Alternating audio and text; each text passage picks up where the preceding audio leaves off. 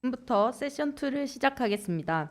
세션 2의 주제는 데이터 허브 확산을 위한 향후 발전 방향입니다. 세션 2의 진행을 위해 오늘 자장을 맡으신 김세용 고려대학교 건축학과 교수님께 마이크를 넘기도록 하겠습니다. 김세용 교수님은 서울주택도시공사 사장을 역임하셨으며 대통령 직속 국가건축정책위원회 위원을 지내신 경험이 있으십니다. 김세용 교수님, 준비되시면 세션 진행 부탁드리겠습니다. 세션 2 사회를 맡게 된 고려대 김세용 교수입니다. 이게 지금 아마 5번째 그 킨텍스에서 하는 것 같은데요. 저도 첫 번째, 두 번째에 그 참여를 했던 적이 있고, 그래서 새로 다시 3년 만에 와서 대단히 감회도 새롭고 또 오늘 좋은 발표들 들으니까 잘 왔구나 하는 생각이 듭니다. 그 첫 번째 세션에서 6분의 그 프레젠터들께서 아주 좋은 발표를 해주셨고, 특히 이제 이갑재 단장님은 그 대구하고 시흥의 데이터 허브를 어떻게 할 것인지 그 개념하고 기능에 대해서 개괄을 말씀해 주셨고요. 성남명 팀장님께서는 스마트시티 데이터 허브의 확산을 어떻게 시킬 것인가 이걸 중점을 두면서 말씀을 해주셨습니다. 그리고 이제 그 SK텔레콤의 이경준 팀장님께서는 대구의 데이터 허브를 그 새로운 서비스의 가능성을 가지고 좋은 그 주제를 보여주셨고, 그 다음에 코티의 김태영 센터장님께서는 역시 대구를 사례로 해서 스마트 모빌리티와 통합 서비스의 제공 가능성, 그리고 실제 지금 하고 계시는 실증 사업의 일부를 보여주셨습니다. 그리고 이제 KT의 김경훈 차장님께서는 또 다른 그 실증 사업지인 시흥을 사례로 해가지고 관련 서비스하고 이 기업들하고 교육기관 이런 생태계가 어떻게 구성되어 있는지 이걸 보여주셨고요. 마지막으로 한전의 권성철 부장님께서는 이 주로 이제 에너지 관련해 가지고 에너지 리빙 랩이 어떻게 구성되어 있다라든지 여기서 실제 플랫폼 구성에 어떤 서비스들이 도출되고 있는지 이런 부분에 대해서 상세하게 좋은 발표를 해주셨습니다. 그래서 이 6분의 발표가 아주 유익했고, 오늘 또 이제 5분의 저를 제외하고 5분의 패널을 모셨습니다. 그래서 먼저 패널 분들을 소개를 드리고, 제가 저희한테 주어진 시간이 1시간 정도 되는 것 같은데 그걸 어떻게 사용할지 여기에 대해서 간략히 말씀을 드리고 토론을 시작하도록 하겠습니다. 먼저 제 오른쪽부터 소개를 해드리겠습니다. 카이스트 건설 및 환경공학과의 여화수 교수님 나와주셨습니다.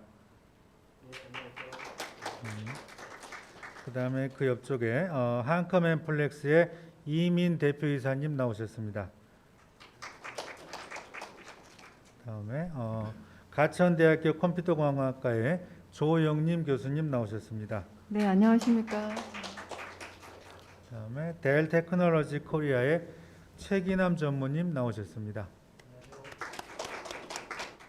수원시정연구원의 최석환 실장님 나오셨습니다.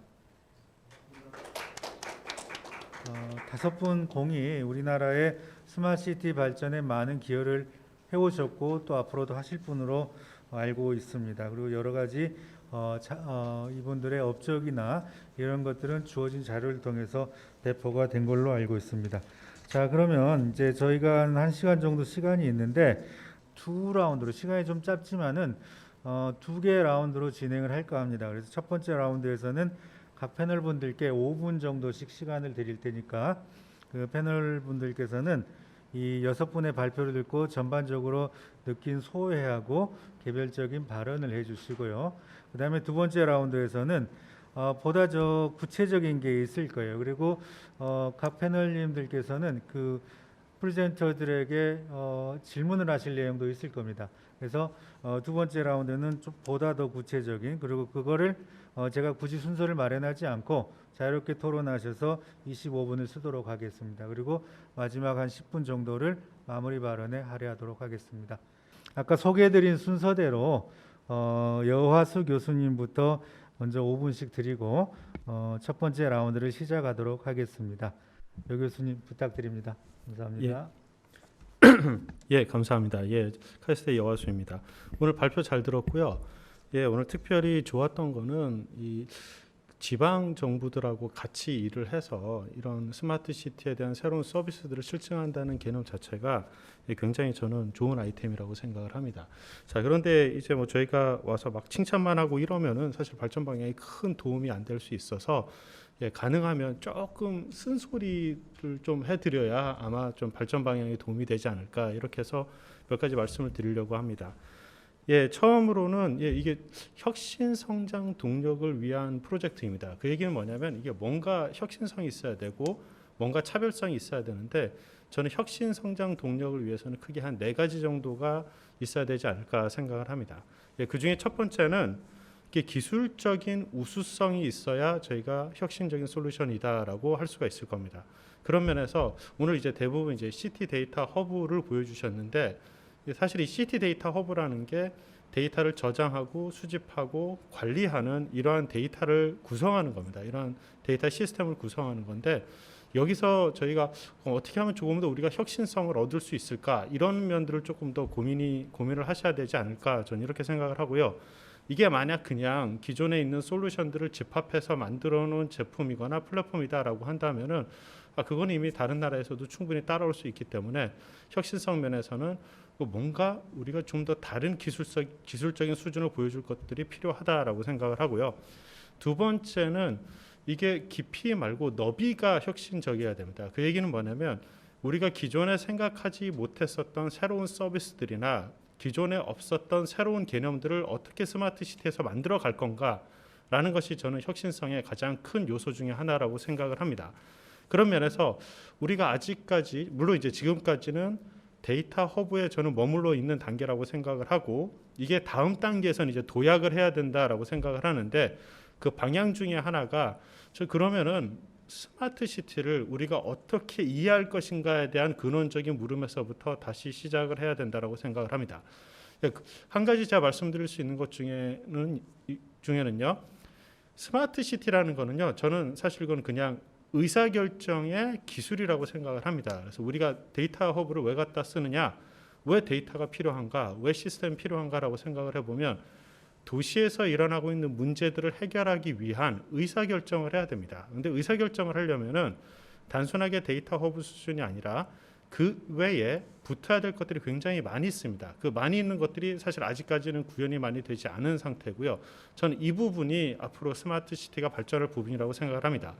이 부분에 포함돼야 될 게 물론 AI 같은 것도 포함이 돼야 되고요. 근데 그거보다 더 중요한 건 뭐냐면요, 우리가 그럼 도시를 어떤 철학으로 관리할 것인가라는 철학과 전략이 필요합니다. 요즘 들어서 가장 많이 쓰는 전략 중에 하나는 데이터 기반의 예측적인 관리와 의사결정이라고 생각을 합니다. 그 얘기는 우리가 많은 데이터를 모아서 그냥 단순하게 분석하는 것이 아니라 이 사람들한테 그냥 주고 시민들한테 다 분석해 보세요, 이렇게 나가는 것이 아니라 과연 우리가 이걸 갖고 어떻게 미래를 정확하게 예측을 해서 의사결정을 이루어낼 것인가 하는 것이 가장 큰 관건이라고 생각을 합니다. 그런 면에서 반드시 개발돼야 될 기술 중에 하나는 도시 내에서의 시뮬레이션 기술들입니다. 예를 들어 교통 시뮬레이션, 에너지 시뮬레이션, 수자원 시뮬레이션, 여러 가지 시뮬레이션 기술들이 있는데요.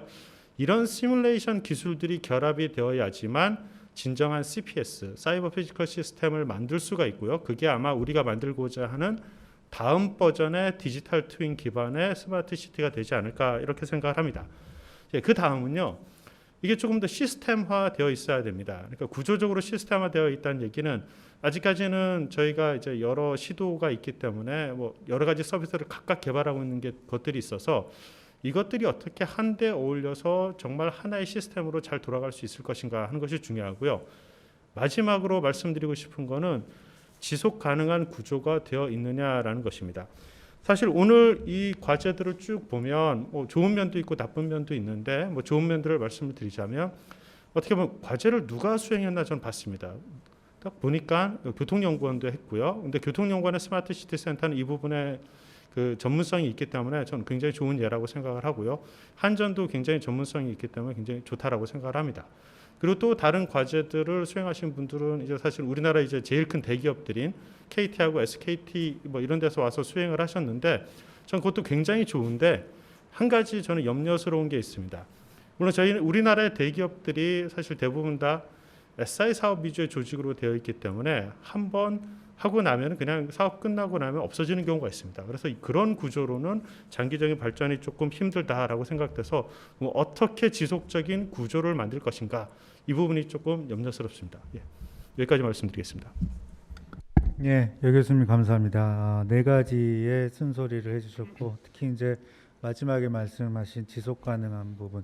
저도 사실 오늘 대구하고 시흥지시에서 이거 공무원들이 오셔가지고 발표를 하는 걸 기대를 했어요. 그래서 지금 불행하게도 못 오셨고 아마 또 추측건데 이 프로젝트가 종료될 때쯤이면은 같이 작업하시는 공무원들이 다른 보직 발령받을 가능성이 크죠.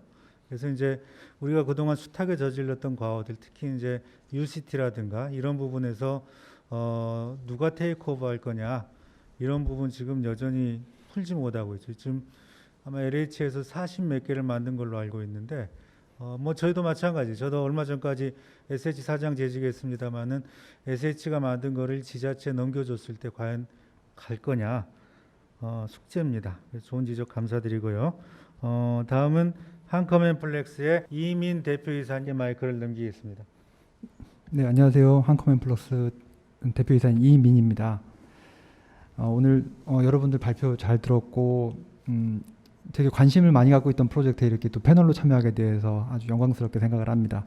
앞에 이제 여 교수님께서 말씀하신 것처럼 패널로서는 좀 쓴소리를 해야 되는 입장도 있기 때문에 이왕이면 좀 듣기 좋은 말보다는 좀 쓴소리를 좀 하고 가고자 합니다. 제가 이제 회사를 스마트시티 분야에서 동일하게 운영을 하고 있다 보니까 그간에 한 10년, 15년 정도 전부터 아까 김생 교수님 말씀하신 것처럼 UCT라는 분야부터 우리나라에서 발전을 하고 있었는데 혹시나 이번 혁신성장 동력 사업 이 프로젝트가 같은 좀 전철을 밟으면 안 되겠다라는 생각이 들었습니다. 그래서 사업을 하는 입장에서 한 두 가지 정도로만 좀 정리해서 말씀드리고자 합니다. 첫 번째는 정부 주도로 만들어진 이런 어떤 플랫폼이나 기술들이 사업화할 수 있는 형태나 방법이 좀 체계적으로 좀 만들었으면 좋겠다라는 생각입니다. 네, 좀 상세하게 말씀드리면 너무나 잘 아시는 것처럼 한 2010년도부터 UCT라는 게 유행을 했었습니다. 뭐 우리나라에서 거의 뭐 세계 최초로 도시를 첨단화하는 거에 대해서 시작을 했고요. 그래서 그 일환으로 2008년부터 한 5개년도에 사업을 진행을 해왔는데 거기서 현재와 거의 유사한 형태의 플랫폼이 만들어졌었습니다. 실제 사업화된 것은 아주 축소가 돼서 가이아에서 사업을 하셨지만 그때 컨셉만 해도 지금하고 거의 유사한 것들이 상당히 많이 있었습니다. 근데 그럼에도 불구하고 처음에 좀 정책이 잘못 만들어졌다거나 방향 설정이 좀 잘못되어서 그 정부와 민간 업체 사이에 있는 협회라든가 그런 곳에서 표준을 잡고 그 표준을 배포하는 형태로 가고 있었습니다. 아시는 분들은 아실 거라 생각을 하는데요. 그러다 보니까 처음에는 업체 입장에서는 그 표준 플랫폼을 가져다가 지자체에 도입하는 사업 형태를 띄었습니다. 근데 그러다가 이제 처음에 몇 군데를 했었는데 뭐 실패라고 말씀드리긴 좀 그렇습니다만은 확산이 좀 안 됐었죠. 예. 그러다가 TTA를 통해서 인증을 발행을 했고요. 그러면서 업체들이 이제 별도로 그 플랫폼에 대한 인증을 받아서 그걸 가지고 지자체에 사업을 하게 됐습니다. 그래서 이제 작년까지 한 100여 곳의 지자체에 통합 플랫폼 기반 구축 사업이라는 것을 수행을 해냈습니다. 그래서 지금 우리가 하고 있는 이 혁신성장 동력 프로젝트가 기술의 차이와 어떤 깊이의 차이, 넓이의 차이 그런 것을 떠나서라도 정책적으로 사업이 결국엔 돼야만 시민들한테 체감할 수 있는 스마트 시티로서의 역할을 할 수 있다고 생각합니다. 그런 측면에서 UCT의 좀 전철을 밟지 않았으면 참 좋겠다라는 개인적인 욕심을 갖고 있고요. 그러다 보면 저희 업체들도 사업이 또 잘 될 수 있지 않을까라는 막연한 기대를 좀 더 하게 됩니다. 두 번째는 이렇게 국가 주도로 만들어지게 되는 이런 플랫폼 또는 기술들이 실제 필드에 나갔을 때 직면하게 될 문제에 대해서 특히 데이터 허브 플랫폼이 어떤 식으로 좀 실증이 되거나 검토가 되면 좋겠다라는 거에 대해서 좀 짧은 소견 드리도록 하겠습니다. 일반적으로 소프트웨어는 필드에 나가면 R&D 성과물로서는 항상 문제가 있거나 이슈가 있거나 뭔가 고쳐나가야 될 방향이 당연히 있을 거라 생각이 듭니다. 근데 실은 마이크로소프트의 윈도우 같은 경우는 워낙 오래된 거기 때문에 버그는 있을지언정 이슈는 좀 드물 거라 생각을 합니다. 근데 이 데이터 플랫폼이라는 것이 행정 서비스나 도시민 관련된 어떤 운영 관리, 특히 도시를 운영해야 되는 역할을 해야 되다 보니까 여러 가지 검토가 좀 필요해 보이는데요. 제가 말씀드리고 싶은 것은 데이터 허브 플랫폼의 기능성에 대한 확인이 좀 필요하다는 생각입니다. 필드에 가다 보면은 정말 우리가 이 R&D로서 기억한 그 데이터 허브 플랫폼이라는 게 필드에 나가면 어떤 기능이 필요한지 정말 아무도 모릅니다. 물론 아주 유수한 기관이나 업체들에서 다 고민을 하셔서 데이터 허브 플랫폼에 대한 기능을 구현하시고 계획을 하셨겠지만 실제 필드에 나가서 어떤 게 정말 필요한 건지가 체크되는 과정이 좀 필요하리라 생각이 듭니다. 그다음 두 번째는 데이터 허브 플랫폼의 활용에 대한 부분입니다. 이미 지금 아까 그 발표자분들께서 각각의 활용하는 분야에 대해서 말씀을 해주셨지만 우리는 일반적으로 생각을 합니다. 플랫폼이라고 하면 솔직히 좀 어렵지 않습니까? 설명하기도 좀 까다롭긴 합니다. 그러다 보니까 실제 돈을 주시고 발주하시는 입장에서는 데이터를 모은다, 좋다. 그런데 데이터를 모으고 나서 그거 데이터를 가지고 무엇을 할 거냐? 그 무엇을 할 거냐가 결국엔 서비스나 솔루션이라고 생각이 되는데요. 그러다 보니까 데이터 자체에 대한 어떤 기대나 어떤 가치를 향상시키는 방법보다는 마지막에 어떤 멋있는 화면을 보여줄 것이냐에 항상 초점을 맞추게 되는 것 같습니다. 저희도 이제 업체를 운영하면서 항상 그런 식으로 좀 사업을 해왔던 것도 사실인 것 같고요. 그래서 그런 걸 좀 탈피할 수 있는 방법이 뭘까 이렇게 좀 고민이 필요하다라는 생각이 듭니다. 그래서 최근에 최근도 아니죠. 몇 년 이미 오래됐는데요. 실증 랩이나 리빙 랩이라는 말이 아주 그냥 화두이고 누구나 쓰는 말처럼 하고 있는데 그런 것들을 통해서 실증을 할 때 딱 두 단계로 좀 진행을 했으면 좋겠습니다. 첫 번째는 데이터 허브 플랫폼만으로 사업을 하는 것을 하나 좀 해봤으면 좋겠습니다. 그렇다면은 정부 기관이나 특히 카이아에서 노력을 좀 해주셔서 사업을 제일 끝단 서비스까지 꼭 해내야 된다라는 그런 부담을 좀 갖지 마시고 데이터 허브 플랫폼 자체에 대한 기능이나 성과를 측정할 수 있는 단계의 사업을 좀 한번 해보시면 어떨까라는 생각이 들고요. 그 다음에 서비스나 솔루션까지 포함된 실증 사업을 한번 해보시면 어떨까라는 좀 간단한 소견 말씀드렸습니다. 이상입니다. 감사합니다. 특히 이제 정부 주도 사업의 문제점을 몇 가지 말씀을 해주셨는데요. 저도 100% 공감합니다. 실제로 사실 정부에서 이렇게 많은 돈 들여가지고 민간 기업 지원해서 지자체와 같이 하는 게 쉽지 않은 일인데 여기에 이제 구조적으로 어떤 결함이 좀 있는 게 간간히 보여요. 이 사업뿐만이 아니라 이런 부분들도 오늘 좀 논의가 됐으면 하고요. 말꼬를 터주셨다고 생각을 하고 감사드리고요. 그 다음에는 가천대학교 조영림 교수님께 마이크 넘기겠습니다. 네, 안녕하십니까. 저는 가천대학교 컴퓨터공학과에 있는 조영임입니다. 오늘 이렇게 또 패널에 초청해 주셔서 대단히 감사합니다. 오늘 특히 이제 혁신성장 동력 프로젝트의 R&D 성과 발표를 잘 들었고요. 내용이 너무나 중요하다고 생각합니다. 특히 IoT 기반으로 데이터를 수집을 하는 허브 시스템 이거 굉장히 중요하고 앞으로 이것을 이제 확산하기 위한 고도화 전략을 수립을 해야 된다고 생각을 하고 저는 이 시간에 한 3가지 포인트로 어떻게 하면 이 고도화가 될 것이냐라는 관점에서 말씀을 드리겠습니다. 첫 번째 말씀드릴 거는 일단은 저희가 우리나라에서도 뉴딜 프로젝트 등을 통해서 이제 데이터 수집을 하고 데이터 댐 사업도 하게 되는데 지금 이제 우리 도시 관점에서 보면은 아까 이제 시티 데이터라고 했는데 이거를 이제 어반 데이터라고 저는 이제 표현을 좀 하는데요. 이 어반 데이터 관점에서 좀 정리가 필요하지 않나 생각합니다. 어떤 게 어반이든 시티든 어떤 게 도시 데이터냐 지금 그런 정의가 없는 상태에서 모이면 뭐가 되겠지라고만 하면 그거는 좋은 결과가 나오지 않습니다. 그래서 어떤 게 어반 데이터인지 그런 것들, 그다음에 데이터의 속성들 이런 거를 이제 잘 정의를 하고 그다음에 이제 이것이 상시적으로 클라우드 기반에서 서포트 될 수 있고 활용될 수 있는 그런 체계를 만드는 것이 중요하다. 그래서 이게 첫 번째 말씀드리고요. 그다음에 두 번째는 데이터 간의 상호 활용성, 인터오퍼러빌리티라고 이제 표현을 하는데 그 관점에서 데이터 표준화가 굉장히 중요합니다. 앞에서도 지금 발표하시는 연사께서도 표준화 말씀을 하셨는데요. 기본적으로 AI의 속성을 좀 말씀드리면 AI는 좋은 데이터가 들어가면 좋은 결과가 나옵니다. 좋다라는 게 뭐냐라고 하면은 이게 꼭 필요한 데이터. 그 다음에 퀄리티 좋은 데이터, 이거를 우리가 좋다라고 표현을 합니다. 그렇다 그러면은 이제 이 혁신성장 동력 프로젝트도 결국은 이제 AI 기반 데이터 드리븐 시티를 만들려고 하는 이제 그런 목적으로 진행을 하고 있는데 그렇다 그러면은 좋은 데이터, 꼭 필요한 데이터, 양질의 데이터가 이제 제공이 돼야 되겠죠. 그런데 조금 전에도 말씀드렸지만 데이터를 쌓는다, 수집을 한다. 이거 굉장히 중요하지만 수집만으로는 과연 그 AI 기반의 데이터 드리븐 시티가 구현이 될 것인가에 대해서 저는 이제 의문을 갖고 있습니다. 그래서 저희가 힘들게 모은 데이터들이 상호 활용성을 가질 수 있도록 이 연계성을 확보를 해야 되고요. 예를 들면 이런 겁니다.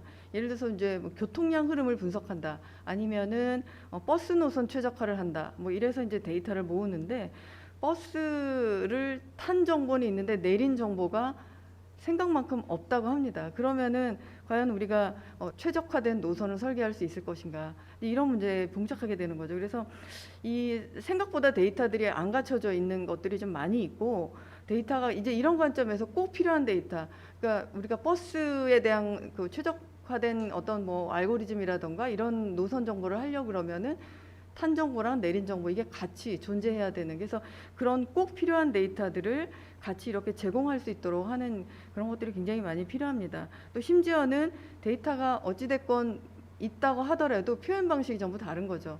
그래서 날짜 표현 방식도 다르고 용어도 다르고 이러기 때문에 이런 것들이 통일이 되지 않으면 어렵게 모은 데이터가 활용되지 않을 가능성이 매우 높습니다.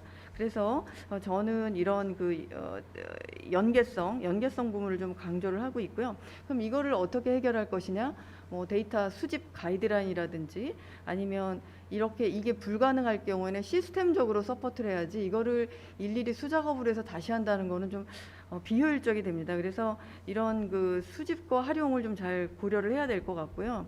그리고 또한 아까 이제 좋다라는 거는 퀄리티랑 그다음에 꼭 필요한 거라고 말씀드렸죠. 그래서 이 꼭 필요한지 아닌지에 대해서도 반드시 검증하는 과정이 필요합니다. 그러니까 버스 탄 정보, 내린 정보 이게 같이 있어야 분석이 되는 거지 하나만 있어서는 안 되는 거거든요. 그래서 이런 것들, 그래서 잘 오거나이즈된 데이터 이런 것들을 이제 인공지능적으로 잘 구축할 수 있도록 하는 것이 저는 필요하다고 생각이 되고요. 그래서 이제 특히 이제 인공지능의 목적이 특정 서비스 발굴을 하기 위해서는 이제 관련 데이터들이 서로 유기적으로 연계되어야 되고 적시에 제공이 돼야 되고 또 재활용할 수 있는 이런 생태계를 마련하는 것이 매우 필요하다. 그래서 이런 관점에서 이제 국가에서 좀 대규모로 데이터 표준화에 대한 작업을 진행을 하는 것이 필요하다고 생각이 되고요. 특히 아까 시흥 사례를 말씀하시면서 데이터 마켓플레이스를 말씀하셨거든요. 그래서 그런 경우에는 특히나 표준화가 돼 있지 않은 데이터가 있을 경우에는 사는 사람이나 파는 사람이나 거기서 어떤 일을 해도 궁극적으로는 AI가 좋은 결과를 내지 못합니다. 그래서 결국은 이제 기본에 충실해야 된다라는 것을 다시 한번 말씀드리고 있고요. 그다음에 이제 세 번째를 말씀드리면, 지금 오늘 오전에도 엔비디아의 글로벌 AI 부사장께서 기조 강연을 해주셨는데 도시 판도가 바뀌고 있다는 것을 주목을 해야 됩니다. 그래서 우리가 이제 디지털 트윈을 통해서 메타버스 스마트 시티를 오늘 이제 엔비디아의 부사장님이 말씀하시면서 여러 가지 각국의 이제 스마트 도시 계획뿐만 아니라 글로벌 스마트 계획을 말씀하셨는데, 요점은 그겁니다. 앞으로 이제 전통적인 도시 설계 방식이 아니라 데이터 기반으로 설계자와 그다음에 뭐 이런 분석자나 엔지니어들이 같이 모여서 도시의 흐름을 보고 효율적인 기반으로 도시가 설계될 것이다라는 것입니다. 그래서 이러한 변화를 우리가 주목을 하면서 스마트 시티의 거버넌스에도 변화가 있다는 것을 좀 미리 준비해야 된다는 것. 그래서 이렇게 한 3가지 정도를 말씀드렸습니다. 대단히 감사합니다. 예, 조 교수님 감사합니다. 조 교수님 특히 4차 산업혁명위원회에서 스마트시티가 우리나라에 확산되는데 굉장히 많은 기여를 하셨고요. 현장에서 느끼신 부분들, 특히 이제 데이터를 어떻게 하면 좋은 데이터가 될 것이냐 이런 부분하고, 앞으로 이제 데이터 기반의 도시가 어떻게 바뀔 것이냐. 사실 저도 도시 설계 전공자지만은 건축 도시 적용하는 사람들이 모여서 쭈물떡 도시를 만드는 시대는 이제 끝났다고 보여져요. 그래서 21세기 중반에 가면은 전혀 다른 방식으로 도시가 설계될 걸로 생각을 하고 있는데, 어쨌든 좋은 말씀 감사드립니다. 다음으로는 델 테크놀로지의 최기남 전무님 부탁드립니다. 예, 안녕하세요. 델 테크놀로지스에서 스마트 시티 사업을 담당하고 있는 최기남입니다.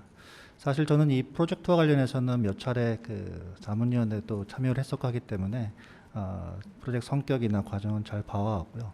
여기 뭐 KT하고 SKT 민간기업 두 기업이 나와 있긴 하지만 사실은 이 뒤에는 작고 중견기업들이 많이 참여해서 컨설로 참여해서 같이 협력을 하고 있다는 점을 한 말씀을 드리고 싶고요.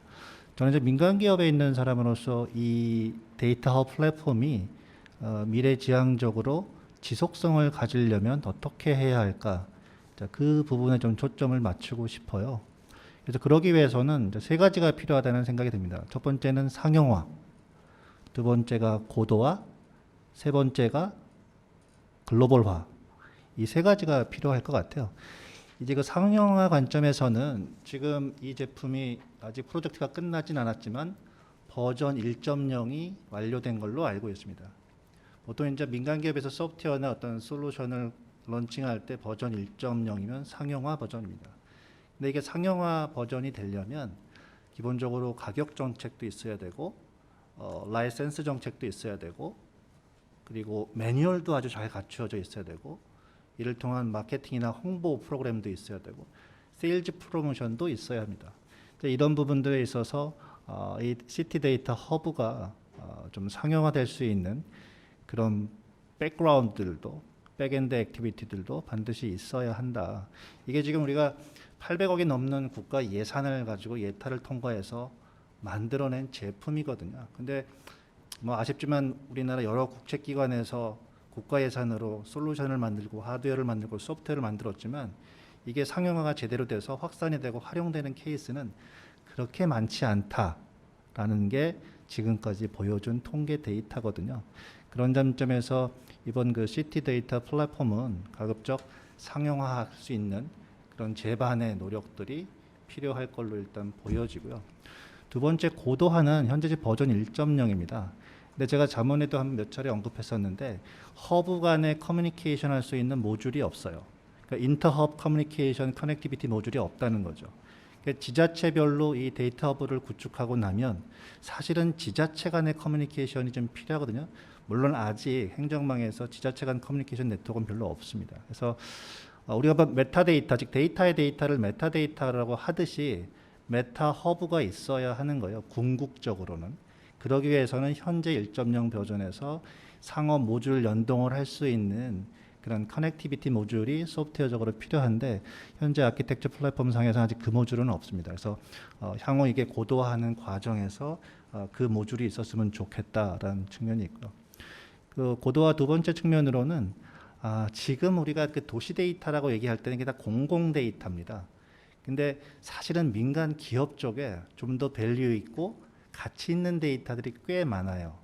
결국 우리가 어떤 서비스를 좀 더 고도화하기 위해서는 공공에서 수집한 데이터, 아까 조 교수님도 이제 데이터 밸류나 그 부분을 말씀하셨는데 이런 공공 데이터하고 민간 데이터를 머지해서 어떤 분석을 해내면 좀 더 효율적인 그 다음에 애큐리시가 있는 그런 통계적 데이터 기반의 서비스가 가능할 거다. 그래서 저는 이 데이터 스와핑, 즉 공공 데이터와 민간 데이터 간의 스와핑을 할 수 있는 그런 정책, 시스템, 체계 이런 부분들도 검토해 볼 필요가 있지 않나라는 생각을 하고요.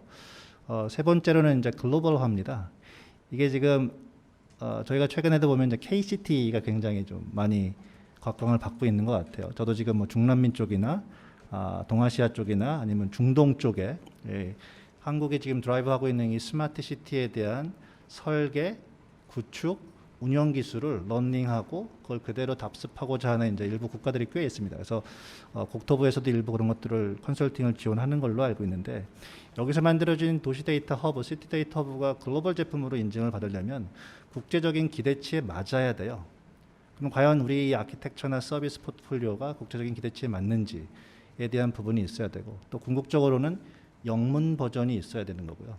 근데 이 제품을 사실은 그냥 B2G 형태로 한두 카피는 어떤 딴 나라에 팔 수 있지만 이걸 어떤 B2B 차원에서 지속적으로 고도화시키고 셀링하기 위해서는 그에 상응하는 어떤 세일즈 네트워크나 프로모션이나 마케팅이 필요합니다. 그래서 그런 관점에서 제가 이제 데일 테크놀로지 같은 경우 한 200여 개국에 지사가 있고 그 나라의 네트워킹, 세일즈 네트워킹이 되어 있고 또 자체적으로 지금 100여 개국에서 스마트 시티 사업을 하고 있습니다. 그래서 이런 글로벌 IT 기업이라든지 아니면 국내 어떤 글로벌 기업들하고 어떤 얼라이언스나 이런 것들을 통해서 그런 세일즈 네트워크를 구성하고 해외에 셀링할 수 있는 그런 부분들조차도 점진적이고 단계적으로 고려할 필요가 있겠다. 그런 측면에서 저는 호플리 이 제품이 상용화되고 고도화되고 해외에서 셀링될 수 있는 그런 제품으로까지 발전되기를 기대합니다. 감사합니다. 네, 감사합니다. 최 전무님 그 세 가지 말씀해 주셨어요. 상용화, 고도화, 글로벌화. 저도 100% 공감하고 저도 아마 제 경험으로도 꽤 오래 전에 그 저탄소 관련해 가지고 토지 이용 계획을 이 소프트웨어로 하는 그러니까 탄소 저감이라는 측면에서 이렇게 해서 그걸 만들었는데 결국 그 G2G로밖에 못했어요. 근데 이 연구에서는 그러니까 이 카이아에서 지금 주관하는 이 스마트시티 데이터 허브 관련한 이 연구에서는 꼭 그 B2B 차원으로까지 확산이 돼서 상용화 되기를 기대합니다. 감사합니다. 자, 그럼 마지막으로 그 수원에서 스마트시티를 만드는데 굉장히 많은 경험을 가지신 분이죠. 최석환 실장님께 마이크를 넘기겠습니다. 네, 안녕하세요. 수원시정연구원에서 도시공간연구실장을 맡고 있는 최석환입니다. 네. 저는 앞에서 워낙 좋은 조언들을 많이 해주셔가지고요. 조금은 긍정적인 측면에서 말씀을 드리고요. 그리고 지자체에서의 관점에서도 아마 조금 내용이 들어가 있지 않을까 싶습니다. 사실 이 과제에 수원시도 사실 응모를 했었고요. 아쉽게 대구와 경쟁에서 떨어져서 아쉬웠지만 지금 어떻게 진행되나 궁금했었는데 오늘 발표해 주셔서 너무 많이 듣고 배우고 좋았던 것 같습니다. 사실 이 과제를 계기로 수원시가 스마트시티 전담 전략 TF 팀이 만들어졌습니다. 그 이후에 이제 스마트 도시 팀이 이제 정식으로 도시계획과에 들어왔고요. 지금은 스마트 도시과로 아예 지금 확장이 됐습니다. 그래서 어떻게 보면 수원시 입장에서는 이 과제 때문에 스마트 시티에 관심을 갖게 되고 계속 이제 스마트 시티 챌린지 뭐 1차 사업에도 되기도 했고 이러면서 스마트 시티에 관심을 가지고 데이터 허브 이런 것에 정말 관심을 많이 갖고 발전하고 있는 계기가 되는 것 같아서 제 개인적으로는 그리고 또 수원시 차원에서는 의미 있는 과제이지 않았나 싶습니다. 물론 저희가 대상지에 포함이 됐으면 더 좋았겠지만 그런 아쉬움을 두고라도 굉장히 의미 있는 과제였다고 생각을 하고요. 그리고 두 번째는 이 과제를 통해서 민간 기업과 협업할 수 있는 계기가 됐다는 겁니다. 수원시를 비롯해서 사실 웬만한 지자체에서 민간 기업과 협업하는 것이라고는 사실은 굉장히 쉽지 않습니다. 물론 이제 공무원들 많이 상대해 보신 분들도 많겠지만 아직까지 우리나라에서 그렇게 유연하게 대처하는 것이 쉽지는 않은 상황입니다.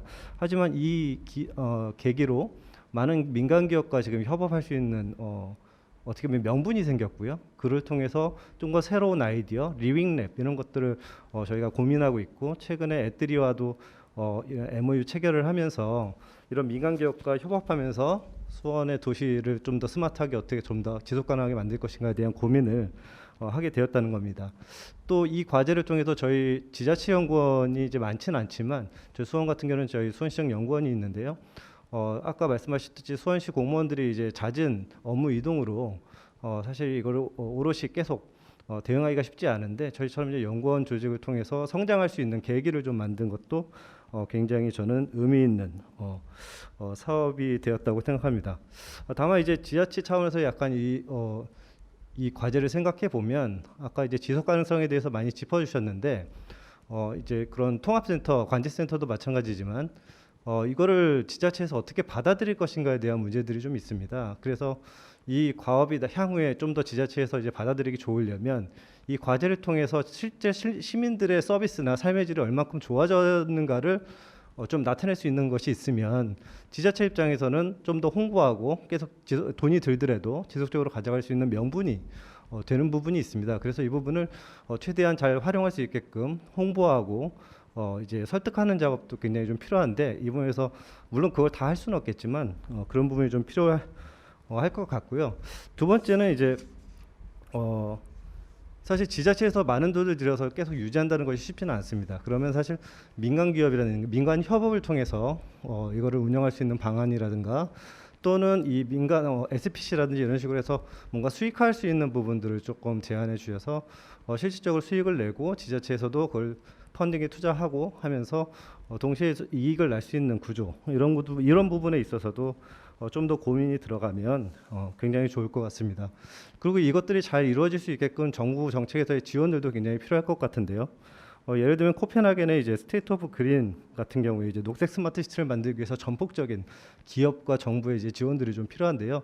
그런 기구를 통해서 이 데이터 허브 또는 스마트 그린 도시를 만들기 위해 데이터 허브라든지 기술을 어떻게 활용할 것인지에 대해서 지속적으로 고민하는 부분 이런 부분에 대해서도 좀 더 고민해 주시면 저희도 이제 고민하고 있는 부분이긴 하지만 도움이 될 것 같고 그리고 또 네덜란드 같은 경우에 사실은 암스테르담이라든가 이런 곳에서는 자원순환을 아예 주제로 잡아서 이거에 대해서는 이제 최고의 스마트시티가 되겠다 이런 식으로 했던 계획들이 국가 계획에 반영되는 그러니까 어떻게 보면 이제 바탕업이 되겠죠. 그래서 지자체에서 지금은 사실은 대구는 뭐 안전, 행정 이쪽으로 이제 포커싱이 돼 있고 사실 시흥은 이제 환경 에너지 쪽으로 이제 포커싱이 돼 있긴 하지만 좀 더 지자체의 입장을 좀 더 고려한 부분들이 좀 더 반영이 되면 더욱 더 좀 더 지자체가 주도할 수 있는 부분 아까 김세윤 교수님도 말씀하셨지만 지자체가 좀 더 실제 필요해서 좀 더 참여할 수 있는 구조가 되면 더욱 더 좋은 부분이 되지 않을까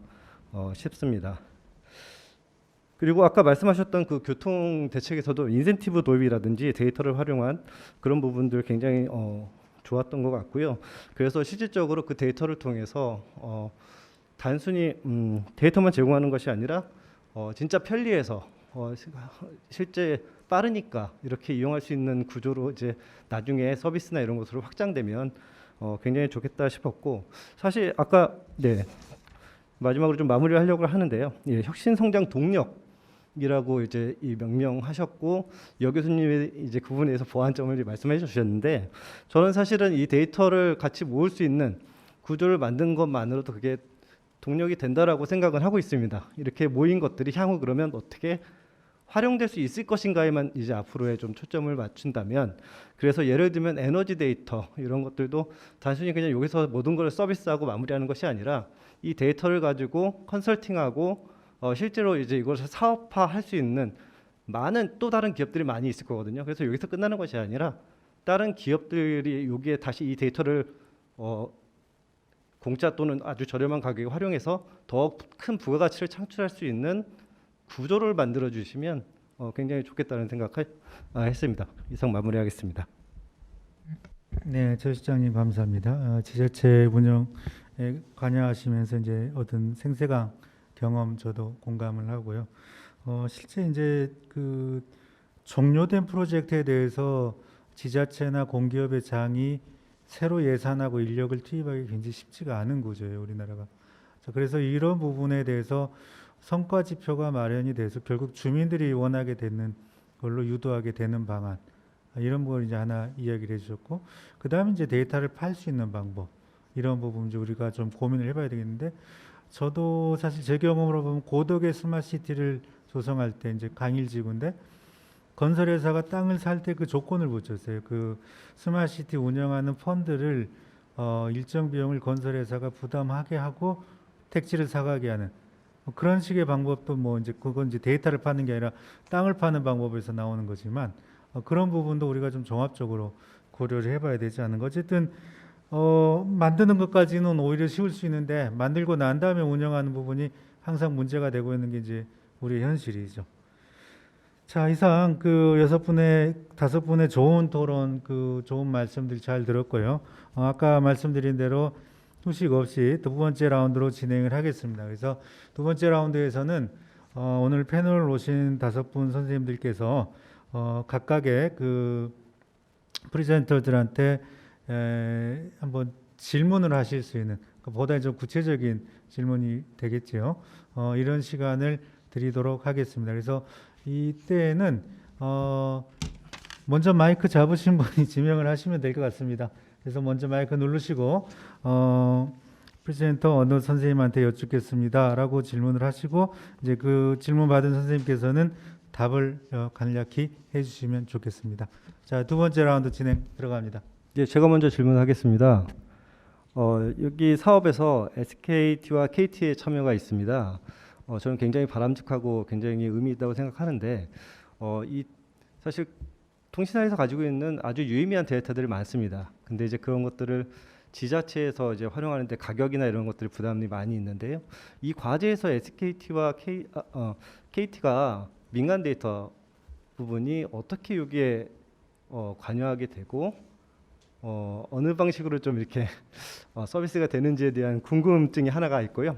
하나 더 질문 드리겠습니다. 하나는 이제 김태형 센터장님께 말씀드리고 싶은데 수원 같은 경우에도 최근에 이제 광교 신도시라든지 덕영대로 부분, 특히 이제 출퇴근 시간에 이제 굉장히 밀집한 지역들이 있습니다. 이거에 대해서 교통 대책을 수립하려고 하는데 이거에 대해서 대책을 마련하기가 되게 쉽지 않습니다. 그래서 그렇다면 이 교통 밀집의 원인 현상을 이 데이터나 이런 것들을 통해서 명확히 파악을 해야 되는데 이 시스템이 구축이 되면 그런 것들이 도움이 될 수 있는지 그 부분이 좀 궁금합니다. 먼저 그 버스 노선 최적화나 안전 이점 용하는 가장 중요한 기본 데이터 유동인구 데이터잖아요. 그래서 데이터 가격이 상당합니다. 사실은 그래서 데이터 가격들이 이제 목적에 따라서 기간에 따라서 다른데요. 예를 들어서 이제 실시간이라고 말하면 5분 전 데이터를 얘기하는 게 실시간이에요. 그런 것들은 3억 5천에서 한 5억까지도 가요. 왜냐하면 실시간적으로 해야 되니까. 그러나 이제 그렇게 실시간적으로 할 수 있는 그 서비스가 필요할까라는 이제 질문이 있잖아요. 그래서 현재는 사실은 버스 노선 최적화라는 건 실시간이라기보다는 과거에 누적되어 온 데이터들이 더 중요해서 그런 실시간성 데이터를 사용하는 게 아니고 3개월 전 이제 그런 데이터들을 쭉 가지고 오죠. 근데 이제 아주 곤란한 질문을 이제 하셨는데요. 그것도 한 1억 정도 합니다. 사실은. 그래서 이 목적에 따라 다른데 지금은 저희가 올해까지만 대구시와 이제 협의를 많이 했고요. 저는 이제 회사에서 나쁜 놈이 돼 있어요. 이제 그게 같이 협력을 해서 뭔가 이제 실적을 내야 되니까. 그래서 이제 올해까지는 그걸 활용해서 하는 것이고 실제로 이제 상용화가 된다면 그 데이터에 대한 비용은 이제 그 내는 게 맞다라고 말씀드릴 수 있습니다.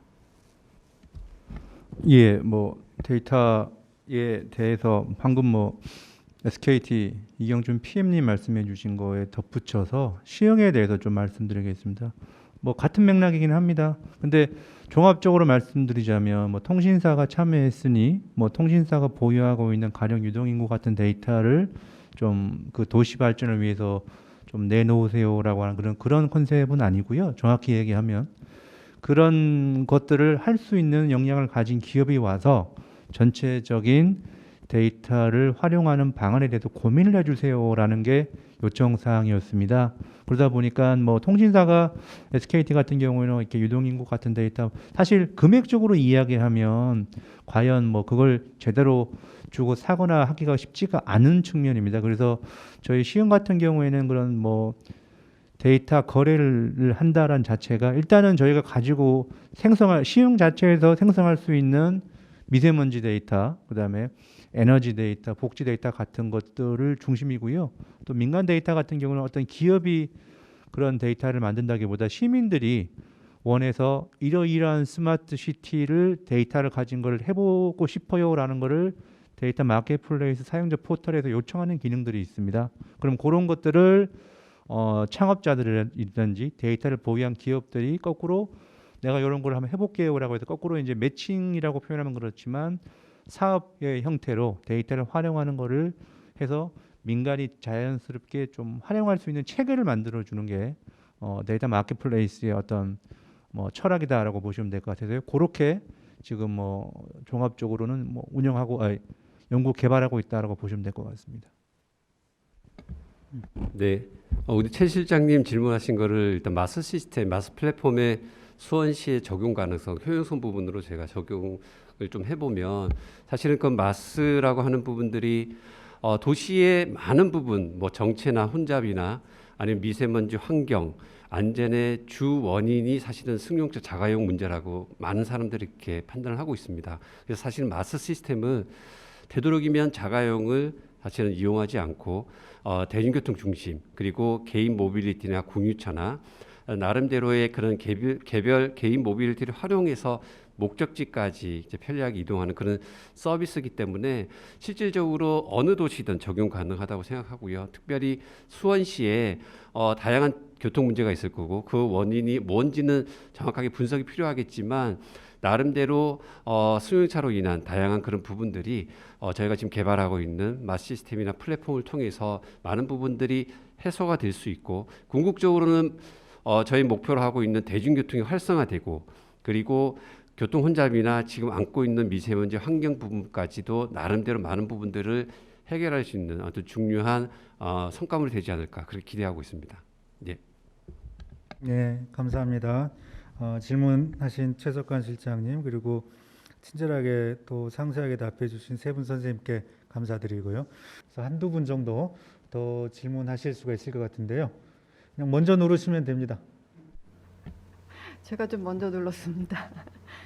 간단한 거 하나만 여쭙겠습니다. 지금 그러니까 6대 서비스 위주로 뭐 교통, 에너지, 환경 이런 식으로 이제 6대 서비스 위주로 지금 데이터 허브를 중심으로 이루어지고 있는데 만약에 이것들이 융합이 되면 뭐 교통과 환경 뭐 이런 식으로 융합이 되면 데이터 허브에서 어떻게 이게 서비스가 될지 또 플랜을 갖고 계신지 그거에 대해서 좀 구체적인 방향을 좀 말씀해 주시면 감사하겠습니다. 어느 분이 해 주실지는 선생님이 지적해 주셔도 되고요. 그럴까요? 지정을 해 주셔도 되고요. 아니면은 선생님 중에 조 교수님 답 누가 해주실 분 있으세요? 이것도 먼저 누르시면 됩니다.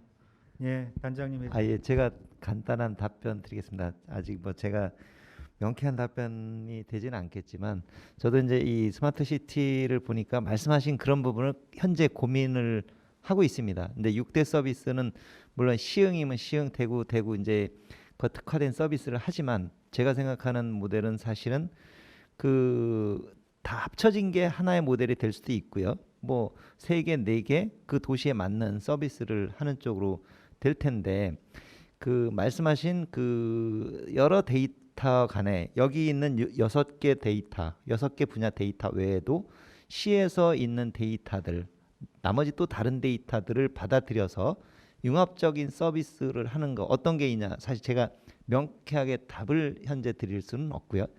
이제 민간 측면의 비즈니스는 그런 다양한 아이디어들을 도출해내서 거기서 이제 새로운 서비스를 하게끔 만드는 게 비즈니스를 만드는 거 하나의 꼭지로 볼 수가 있고 저희는 일단 저희가 수집하는 데이터, 지자체에 있는 데이터들을 어떻게 융합해서 새로운 데이터를 만드는 이거를 사실은 지속적으로 고민할 것이다라고 제가 말씀을 드리고 현재 이거다라고 현재 당장 말씀드리기는 어렵고요.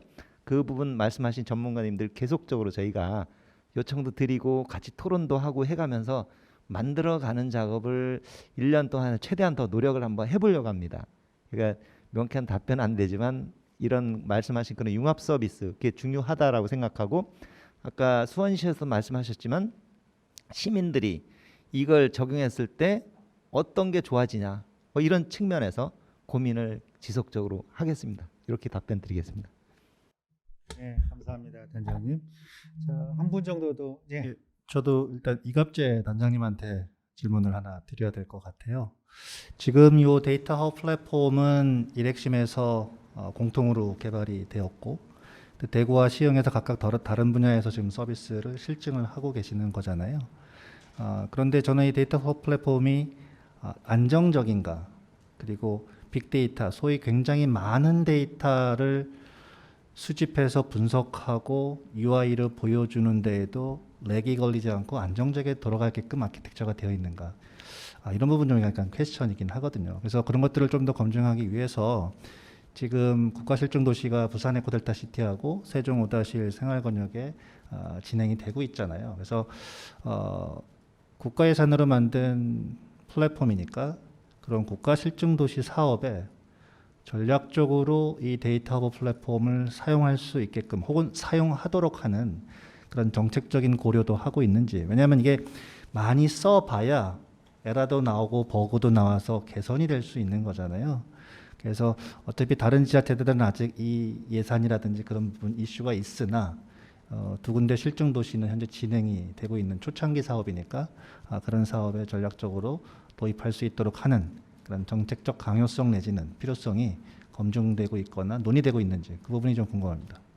예, 그 부분 굉장히 중요한 지적이시고 저도 또한 그렇게 필요성을 느끼고 있습니다. 근데 이제 현실적인 어려움은 좀 있습니다. 예를 들어서 대전의 SPC나 이런 데는 이제 세종시에 그런 게 이제 기업들이나 이런 게 구성이 돼 있기 때문에 저희가 개발한 시스템을 당장 적용하자 이건 쉽지 않은 상황이고요. 그래서 어떤 표준적인 측면에서 그런 온라인 시키는 작업은 어쨌든 노력을 할 것이고, 그리고 내년도에 저희가 이제 국토부랑 협의하는 부분들도 내년도에 어떤 이 시티 챌린지 사업이나 이런 것들을 거점 사업으로 통합해서 가는 작업을 합니다. 그래서 거점 사업에는 저희 개발한 데이터 허브 요 시스템을 적용하는 쪽으로 현재 거의 얘기가 돼 가고 있고요.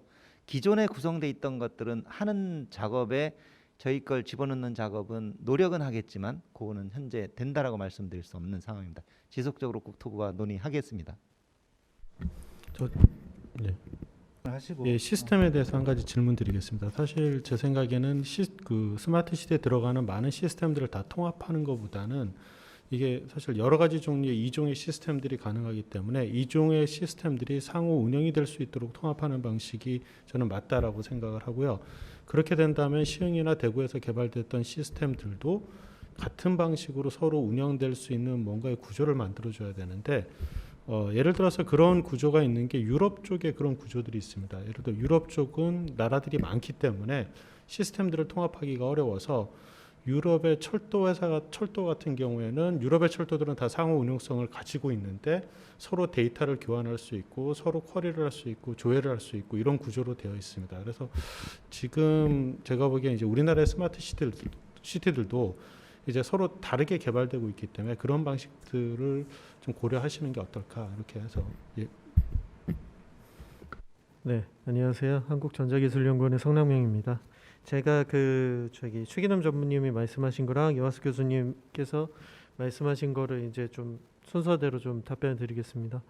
먼저 최 교수님이 최 전무님이 말씀해주신 내용 중에서 이제 저희들이 아무래도 이제 부산이나 세종 같이 SPC 이미 선정된 그런 기관들 같은 경우는 저희가 사실 이 사업단 입장에서도 그렇고 저희 같은 연구기관 입장에서도 그렇고 저희가 강제성을 띠고 이렇게 이걸 넣으세요라고 할 수 있는 입장은 아니기 때문에 저희가 다만 이제 그쪽에서 이제 같이 이런 데이터허브 기술이 활용될 수 있도록 혹은 연계가 될 수 있도록 방향성을 가지고 가는 것이 어떠냐라는 형식으로 저희가 몇 번 이렇게 미팅도 하고 이제 같이 방향성에 대한 논의들은 이제 그쪽과도 같이 진행하고 있기 때문에 이제 설사 그쪽에서 데이터허브를 채용을 할 수도 있고 하지 않을 수도 있지만 이제 전반적으로 이제 국내 스마트 시티 모델이 이제 연계가 될 수 있는 형태로는 진행될 것 같다. 이렇게 좀 말씀드릴 수가 있을 것 같습니다. 그리고 이제 시스템에 대한 검증 굉장히 중요한 얘기 주셨는데요. 사실 이 R&D 사업 자체가 사실 저희 1핵심에서는 개발을 하고 기술 개발한 것들이 2, 3핵심에 적용이 돼서 실증을 통해서 이제 여러 가지 피드백을 받아서 다시 기술 개발 결과물들을 고도화하는 측면으로 사실 기획이 된 것인데 아무래도 실증의 범위 자체가 전체 도시 단위의 실증은 아니기 때문에 아무래도 좀 시스템에 대한 검증이 조금 완벽히 이루어지지 않는다라고 보실 수는 있을 것 같습니다. 그래서 다만 저희가 역학조사 지원 시스템 아까 말씀 잠깐 드렸었는데 그 건으로 인해서 좀 어느 정도 좀 검증은 진행을 하고 있습니다. 그건 이제 전국 단위고 굉장히 확진자가 많이 발생하고 있는 상황이고 연계된 시스템들도 많고 전용망도 구성이 되어 있고 핵망도 들어가 있고 그러다 보니까 저희가 데이터 허브를 기반으로 지금 연계되어 있는 시스템들이 이제 한 20여 가지 정도 시스템이 연계가 되어 있고 그리고 그걸 통해서 수집되는 데이터가 지금 현재 쌓여 있는 빅데이터가 서버 한 40대 분량 정도의 데이터가 지금 쌓여 있고요. 확진자 데이터가 확진자 개인의 이동 동선 데이터만 해도 2주 분량으로 해서 거의 뭐 분단위 이하의 그 데이터이기 때문에 한 수십억 건, 수백억 건 정도 건수로는 그 정도 데이터가 쌓여 있고, 이게 지금 질병청에서 실시간으로 이 데이터를 가지고 동선 분석, 핫스팟 분석, 그리고 확진자 간 교차 접촉 분석 이런 거를 수행을 하고 있어요. 그래서 청에서도 쓰고 있고 보건소에서도 동시에 활용을 하고 있기 때문에 어느 정도 사실 초기 단계에서는 완벽하게 돌아가지는 않았습니다. 그래서 저희가 피드백을 통해서 계속해서 이제 그 버그도 수정하고 이러면서 좀 더 보완이 돼서 이제 아무래도 검증을 같이 좀 진행을 하고 있다라고 봐주시면 좋을 것 같고요. 네, 그래서 아마 시스템이 내년도까지 저희가 사실 기술 개발은 1차 완료가 됐지만 내년도까지 지속적으로 여러 가지 피드백을 통해서 저희가 보완도 할 거고, 이후에 이제 오픈 소스 운영이라든지 혹은 타지자체 확산이라든지 이런 것들이 있을 경우에도 저희가 지속적으로 이제 커버할 수 있는 형태로 지금 진행하고자 합니다. 제가 간단하게 우리 데이터 허브 표준 관점에서 보면 아까 위원님들 지적하신 것처럼 데이터 그 허브 간에 서로 네트워킹 돼서 이제 소통이 되게끔 하는 이런 작업 결국 표준화 쪽인데, 향후에 내년도에 국토부에서 데이터 그 허브에 대한 그 확산을 위한 시범 사업을 하고 2023년도부터 본격적으로 확대시키는 이런 쪽의 방향을 잡고 있습니다. 그래서 이제 현재 그 조성이 돼 있는 도시들이나 이런 데도 같이 데이터 허브가 이렇게 데이터를 서로 주고받고 하면서 또 상위의 데이터 허브하고 소통되는 그런 시스템은 계속 갖춰 갈 수 있도록 저희가 노력을 할 예정입니다. 네. 그럼 여기까지 해서 질문을 이제 하고 답을 듣겠고요. 참 오늘 수고 2시간여 동안 수고 많으셨습니다. 근데 사실 그 우리가 오늘 스마트 시티로 이야기하고 있습니다만은 지금까지 나온 것 중에 제일 오래된 도시 유적이 한 7,000년 정도 됐어요. 중동에 지금 있는 건. 그러니까 인류가 한 7,000년 정도 전부터 도시를 만들어 살고 왔다고 전제한다면 그동안에 스마트 시티 아닌 도시는 하나도 없을 거예요. 도시라는 건 항상 스마트했고 스마트한 사람들이 몰려 들어와서 사는 곳입니다. 근데 우리가 지금 논의하고 있는 이 스마트 시티는 사실은 데이터에 관한 거, 그다음에 스탠다드에 관한 거를 새롭게 만들어가는 굉장히 중요한 시점이라고 보여집니다.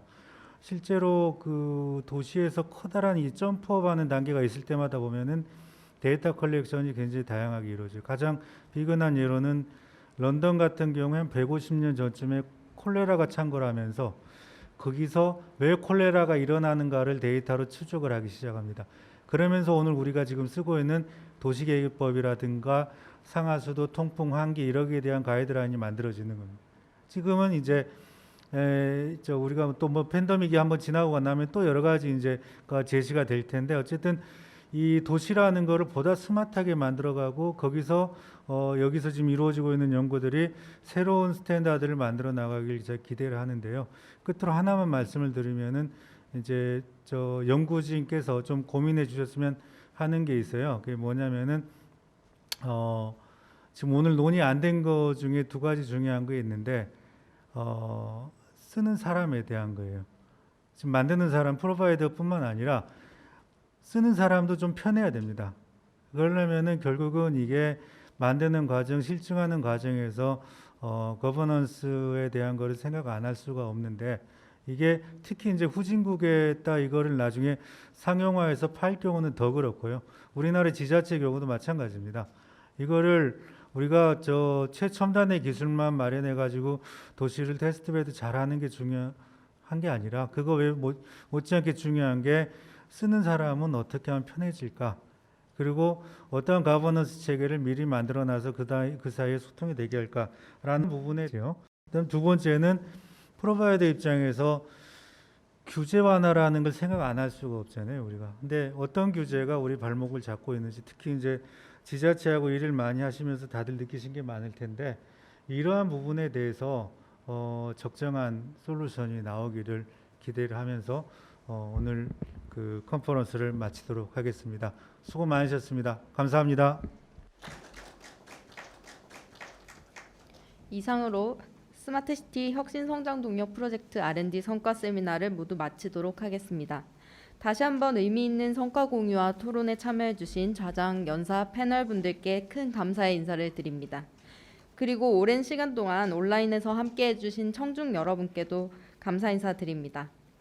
이번 세미나를 통해 스마트시티 혁신성장동력 프로젝트의 성과 사례를 공유하고 향후 발전 방향에 대해 여러 전문가분들과 논의할 수 있는 귀한 시간을 가지게 되어 기쁘게 생각합니다.